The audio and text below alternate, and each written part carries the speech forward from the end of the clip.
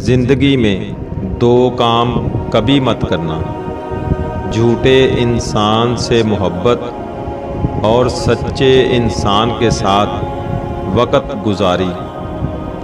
ہماری زندگی میں آنے والا ہر شخص کسی مقصد سے آتا ہے اور ہمیں کچھ سکھانے آتا ہے۔ جوانی میں سب سے زیادہ بے سکونی اور ضلالت کا سبب نامحرم سے محبت ہے۔ اس شخص سے دعا لازمی کراؤ جس میں یہ 3 عادات ہوں: وہ سخی دل ہو، پیار اخلاق سے بات کرتا ہو، خود کو دوسروں کے مقابلے میں عاجز و حقیر سمجھتا ہو۔ ایسی خوبیوں والے لوگ اللہ کے بہت قریب ہوتے ہیں۔ اللہ تعالیٰ کو ان 3 گھروں سے شدید نفرت ہے: جس گھر میں کسی کا حق مارا گیا ہو اور اس کا مال اس گھر میں جمع ہو، اس مال سے گھر کی روشنی جلتی ہو، جس گھر میں مہمان کے آنے کو ناپسند کیا جاتا ہو۔ حضرت جبرائیل علیہ السلام فرماتے ہیں، اللہ تعالیٰ کے فرشتے اس گھر کی نمازوں اور روزوں کا ثواب نہیں لکھتے جس گھر میں مہمان کے آنے پر ناراضگی کا اظہار کیا جاتا ہو۔ صاحب فرماتے ہیں، مہمان اپنی قسمت کھا رہا ہے مگر تیرے دسترخوان سے۔ جس گھر میں عورت کی آواز مرد کی آواز سے اونچی ہو جائے، اس گھر کو 70,000 فرشتے ہر روز کوستے ہیں۔ محبت کا ایک لمحہ نفرت کے 100 لمحوں سے بہتر ہے۔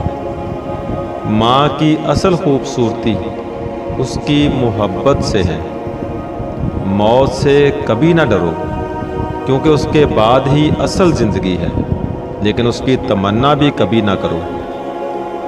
حلال روزی کمانے والے کے دل کو اللہ تعالیٰ نور سے بھر دیتا ہے۔ 6 چیزیں گھر میں خوشحالی لاتی ہیں: جس گھر میں اللہ تعالیٰ کا شکر ادا کیا جاتا ہو، جس گھر میں ہمیشہ قرآن کی تلاوت کی جاتی ہو، جس گھر میں اللہ تعالیٰ سے گناہوں کی معافی مانگی جاتی ہو، جس گھر میں 5 وقت کی نماز پڑھی جاتی ہو، جس گھر سے غریبوں کی مدد کی جاتی ہو، جس گھر میں صبح کے وقت سورہ یاسین باقاعدگی سے پڑھی جاتی ہو۔ ایسی عورت گھر میں جلد غربت لاتی ہے۔